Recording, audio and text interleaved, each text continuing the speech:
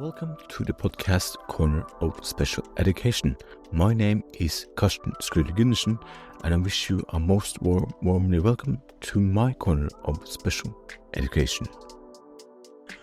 Finally, after several extra episodes to head start a new season, Season 5 is finally officially underway.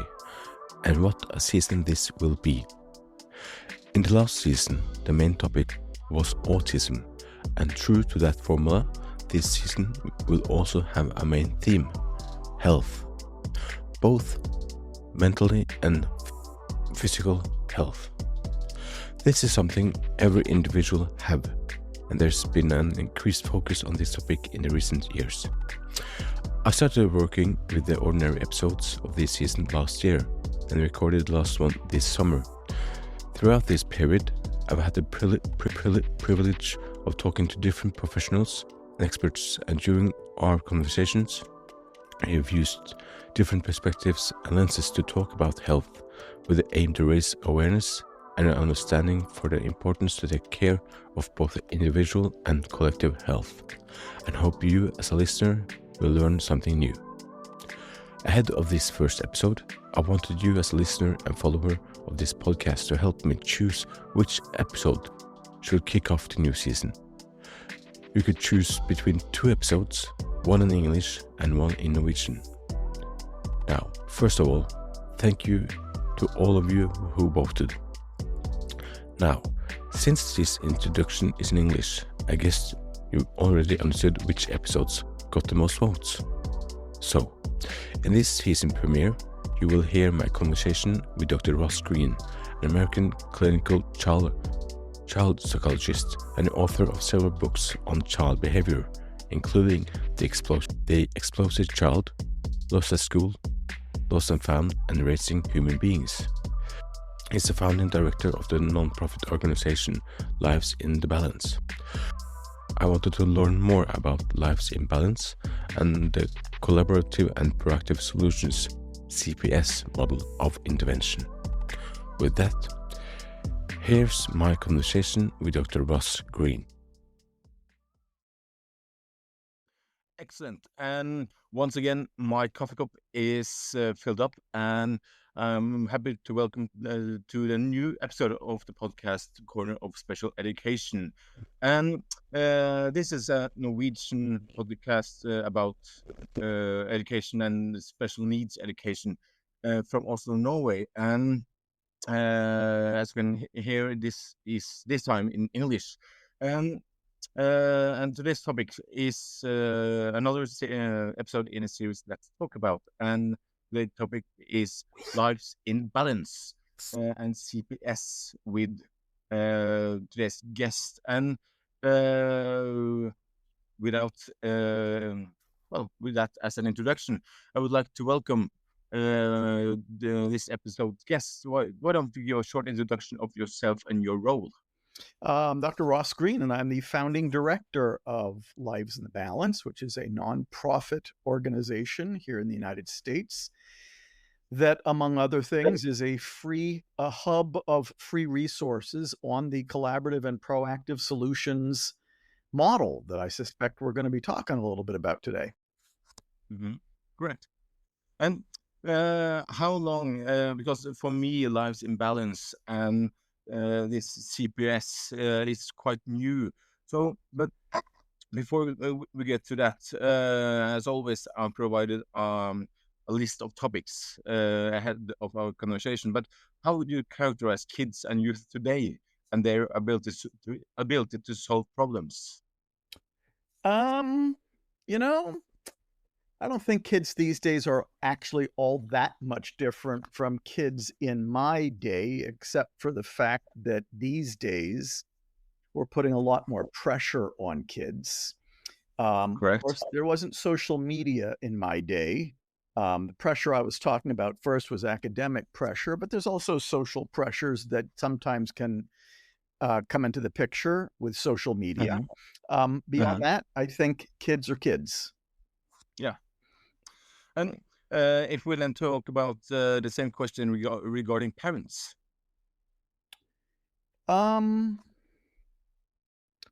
Parents are busy. Yeah. Too Bus busy.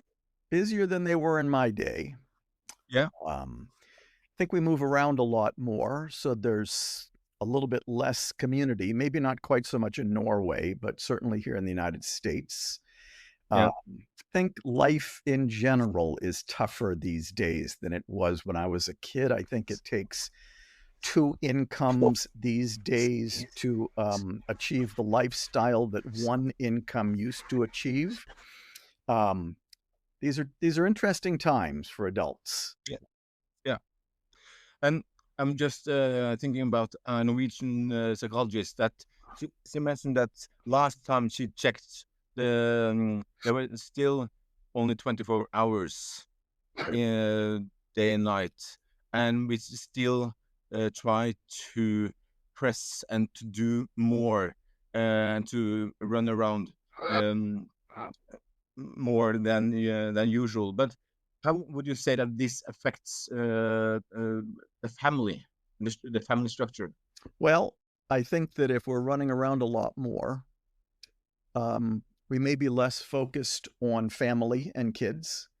Of Hmm. course, what some parents will tell you is that what they're busy running around doing is taking their kids from one enrichment activity to another. At some point, enriching your kids has diminishing returns as it relates to the child's well-being and your family's well-being. So there's a balance there.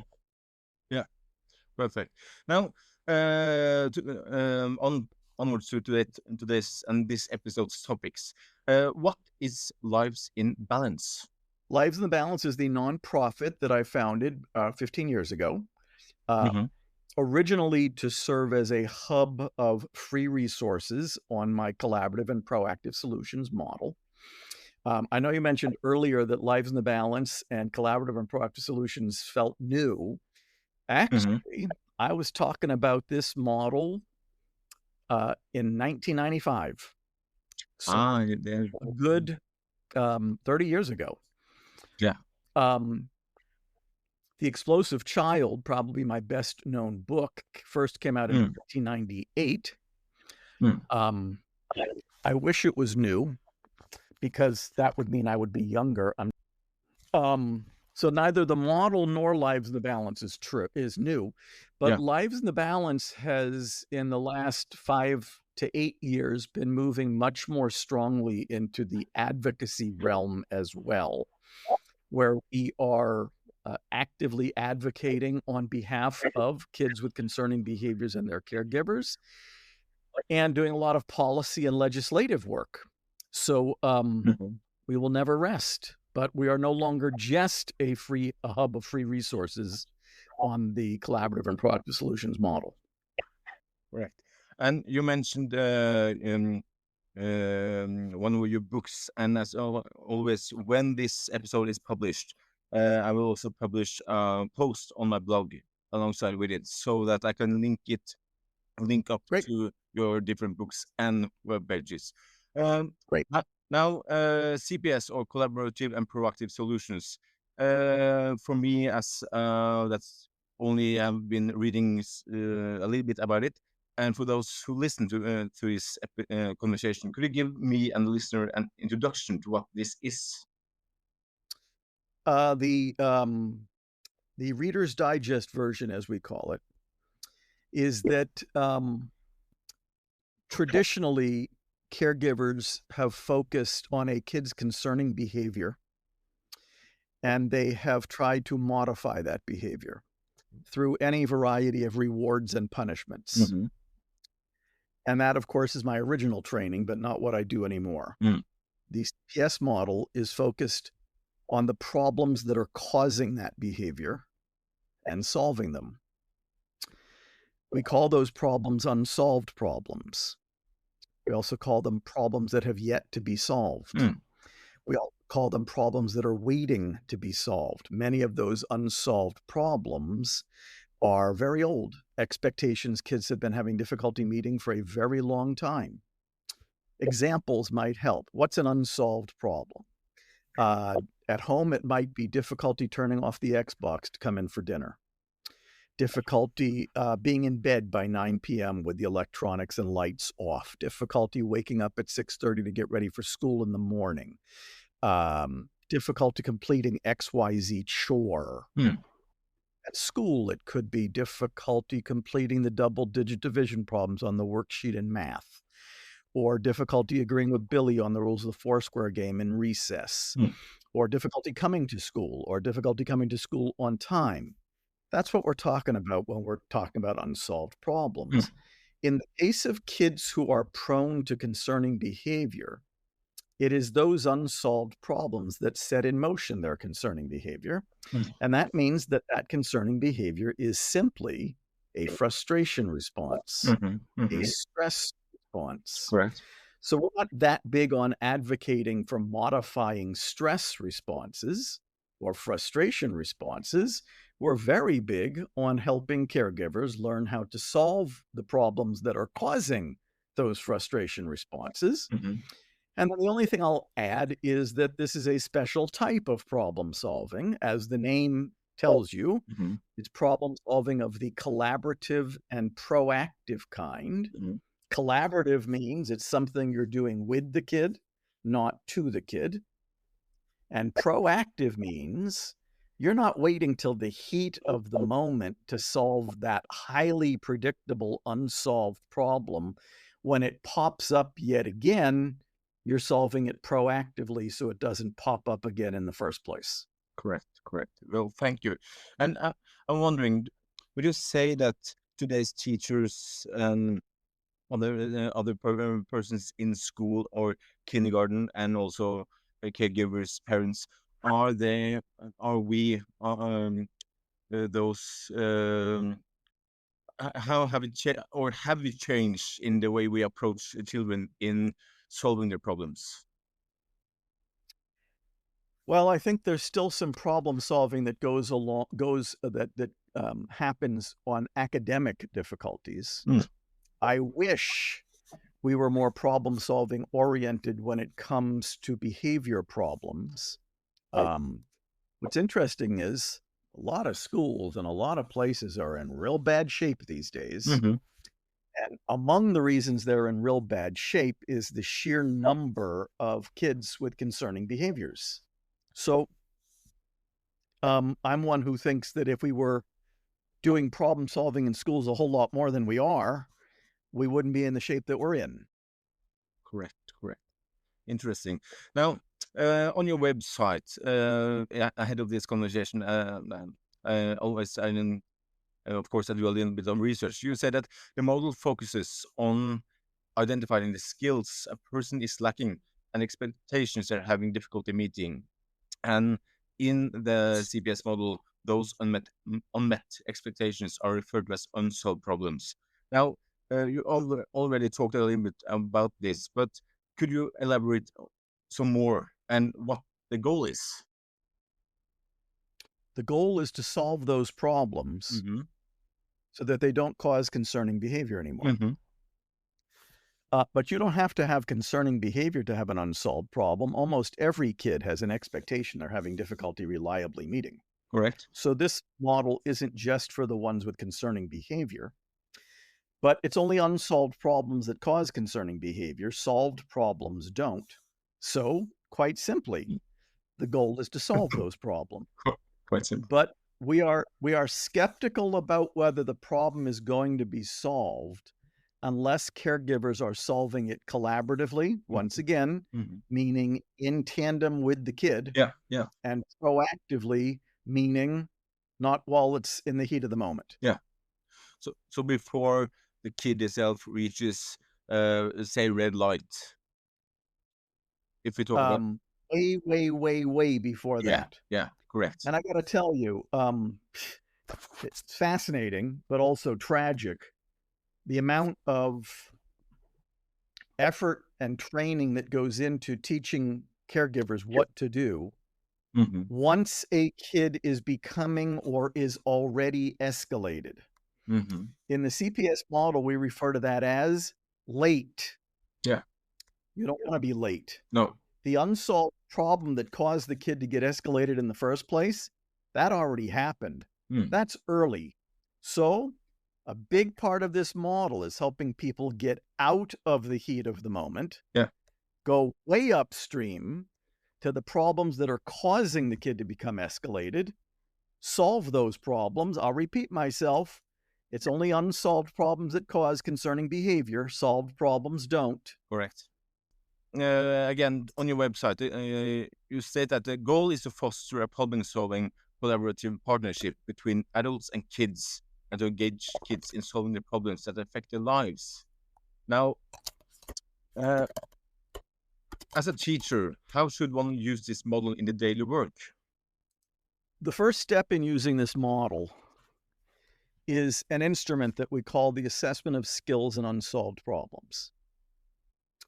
Because if we want to get out of the heat of the moment on solving problems, we need to identify them first. Otherwise, we're going to get stuck in the heat of the moment every time. The assessment of skills and unsolved problems helps us identify every single expectation a kid is having difficulty reliably meeting. Critical. Because number one, critical because we tend to be focused on the kid's behavior anyways, instead of the unsolved problems that are causing it. But most importantly, because we want to make those unsolved problems predictable so that we can solve them proactively. So the assessment of skills and unsolved problems comes first, right? Especially for kids who've been getting in trouble for a very long time and are probably going to have a lot of unsolved problems. You know, a kid who only has one unsolved problem, you just start solving it. A kid who has a bunch of them, you got to identify them all, and you're not going to be able to work on them all at once. So you're going to have to prioritize as well. So you need your list, right? That comes first. The list of every single expectation this kid is having difficulty reliably meeting. Then, if this kid has a lot of them, we're prioritizing. Once again, if we try to solve them all at once, we won't solve any of them at all. And we start solving them collaboratively and proactively. And that consists of a 3-step process that I'm sure you're going to ask me about at some point. Those 3 steps. Could you tell us a little bit more about those 3 steps? I'm glad you asked. The 3 steps are called the empathy step, the define adult concerns step, and the invitation step. It's what's going on in each step that matters the most. In the empathy step, we are gathering information from the kid about what's making it hard for them to meet a particular expectation. Correct. Here's what that might sound like at the beginning. I've noticed you've been having difficulty completing the double-digit division problems on the worksheet in math. What's up? And now we are listening. Now, one of the things we do in this model is that we delineate 8 drilling strategies. People can find them on the Lives in the Balance website that help caregivers gather information from kids. Because caregivers are quick to tell us that the kid's not going to talk, or that the kid wouldn't talk, or that the kid said, I don't know. These are fairly standard initial reactions from a kid. Those drilling strategies are there to help people gather information. That's the empathy step. What we always tell people in the empathy step is be prepared for surprises when you discover that what you thought was getting in the kid's way is not what's getting in the kid's way. Huge. The empathy step is where we learn what's really going on with the kid. It's where the kid has a voice. Huge. The define adult concern step is where the adult is entering their concern into consideration. Specifically, why is it important that this expectation be met? And the third step is the invitation. That's where kid and adult are collaborating on a solution that addresses the concerns of both parties. And the only other thing I'll say about that is the solution has to be realistic, meaning both people got to be able to do what they're agreeing to do. No wishful thinking in this model. And it's got to be mutually satisfactory, meaning the concerns of both parties are addressed by the solution. If people have heard me speak, they've heard me say this before. If the solution is not realistic and mutually satisfactory, I promise you, this problem is still unsolved. Now, I would say that in what you explained now, the voice of each child is quite well. It's quite of importance. And would you say that the importance of the child during the last years has been growing in been a bigger part in this kind of problem solvings? Well, in the collaborative and proactive solutions model, the kid's voice has always been important because you can't solve the problem without the kid. And you Correct. can't solve the problem without knowing what's getting in the way for the kid, and that information comes from the kid. Yeah. So in this model, the kid's voice has always been indispensable. Yeah. In society, I would say that we are, in general, more interested in hearing what kids have to say. Mm. I think in society in general, there is a greater emphasis on hearing from populations that have historically been dismissed or marginalized. Mhm. So I would say that as a societal trend, that is a good thing. But in the collaborative and proactive solutions model, we've been listening to kids for about the last 30 years. Well, that's good to hear. And um, is this a model that can also be used by parents at home? This is a model that can be used between anybody on any unsolved problem. But the explosive child was actually for parents. So it was actually a model that was created for parents first. Then we started applying it in schools. Then people were asking the question, wouldn't you do this with any kid? The answer, of course, is yes. So now we're not picky about who you apply the model to. If I had time and inclination, neither of which I have, I would write a book about how to apply the model in marriages and other relationships. That's low on my priority list. And I would write it about a different book about how we could use the model to keep wars from breaking out over conflicts that have been in place for hundreds, if not thousands of years. What a shame. So true, so true. Now, would you say that how we, for those kids who are experiencing, well, more daily problems or unsolved problems, would you say that we are, well, primarily at school, in school setting, would you say that we are more aware and more reaching out to help them solving the problems? In some places, Yeah. in my experience, not yet in most. I think that many schools, and the Norwegian context might be a little bit different, and the Swedish or Danish context might be a little bit different, but in many schools, people are still focused on a kid's concerning behavior and trying to modify it. Yeah. Yeah. Rather than on the problems that are causing that behavior and solving them. So Mhm. we still have a lot of work to do. And if where do you see, because you have been working with this program and model for, as you said, since the mid-90s, is that correct? Yes. Yeah. And where do you see what is the plan for the next years? For me, No, for this CPS and yeah. we still have so much work to do to help more caregivers be aware of this model and get good at it. Yeah. That will extend beyond my lifetime. We've done a lot of research on this model. That continues. Mhm. We want to make sure that caregivers, whether it is parents or educators or pediatricians and family physicians or staff in treatment facilities, you name it, Yeah.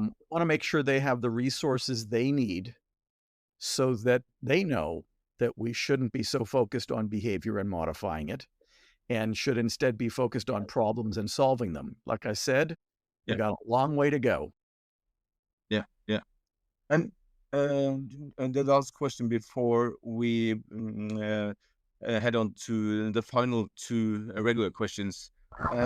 The feedback from those who have been using this this method on how to work. What is the feedback you receive?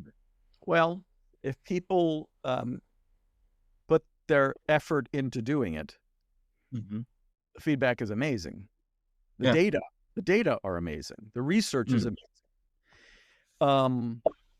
Initially, people are skeptical, especially people who think more traditionally. Initially, people who think more traditionally sometimes think that this model means giving in. There's no giving in the entire model. It means giving the kid control.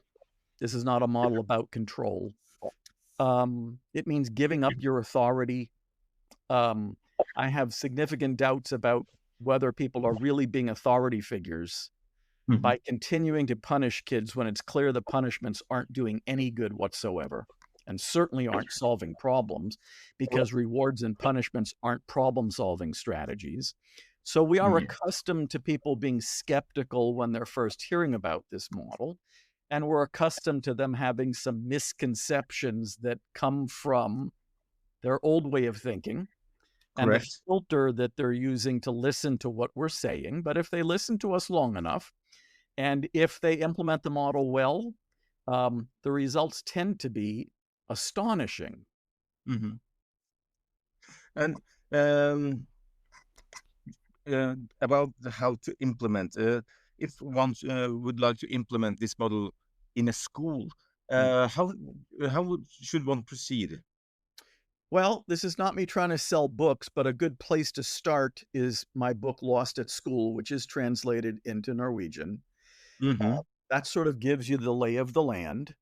And then if people need, and then from that, many schools implement model just on the basis of reading the book, but a lot still needs extra help. So if they need extra help, they should contact Lives in the Balance, and we will give them the help that they need. Perfect, thank you. Now, again, before we head on to the two final questions, I'd just like to say thank you for taking the time to joining. And so, what do you want the listener to take home from this conversation? Concerning behavior is a frustration response. It's not manipulative, attention-seeking, coercive, unmotivated, limit testing. The kid's diagnosis doesn't tell you why they're exhibiting concerning behavior. Kids exhibit concerning behavior because in response to certain expectations that they're having difficulty meeting. Unsolved problems. Rewarding and punishing doesn't solve any of those problems. Those problems need to be solved together with the kid, collaboratively, and outside the heat of the moment, proactively. Because of all the things we want people to remember is the mantra of the model. Kids do well if they can. This kid would very much prefer to be doing well. If what you've been doing so far has not been helping this kid, don't keep doing it. Do something different. Perfect. Excellent. And the final point of today's conversation, do you have a tip of the day, a website, a resource of some kind that you would like to pass on? Just the Lives in the Balance website, which is a treasure trove of free resources on the CPS model. livesinthebalance.org. That's the place. Perfect. Thank you. And once again, thank you for taking the time to join the Norwegian podcast, Corner of Special Education. And I wish you all the best in your further work. Thank you. And thank you for inviting me to do this. Thank you. Bye-bye.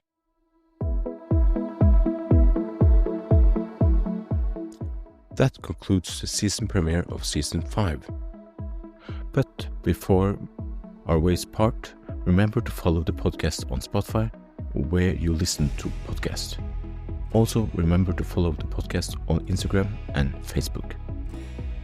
Also, if you want the latest news and posts from the blog, you can sign up to the newsletter from spaceblog.no.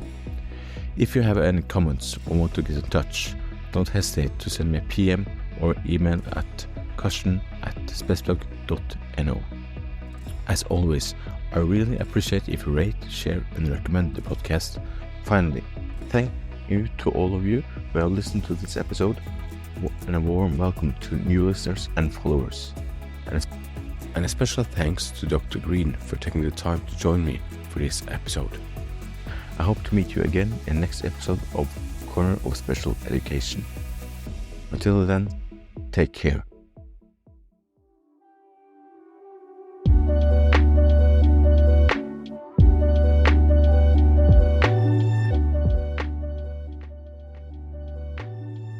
In the next episode of Corner of Special Education. Å stå på en scene, eller gjøre nye ting, eller rekke opp hånda, eller være sosialt komfortabel. At de heller vil tekste til hverandre enn å snakke. At de ikke vil snakke i telefon. Og at de er sosialt mer ukomfortable. Det ser vi. Og at mange er ensomme, og mange strever. Og så gjelder ikke det majoriteten, men vi er bekymret særlig for de som strever mer enn noen gang med akkurat dette. Men denne delen her som vi snakker om, det da, for det jo, man vet jo, man har mye data på pandemien, og hva det førte med seg, altså det var, ser man da at den delen her vi snakker om, var det, eller hva skal jeg si, var det samme del som hadde vansker med dette også før pandemien? Ja. Ikke sant? Ja. Men så ble det forsterket. Ja. De som har det bra, de har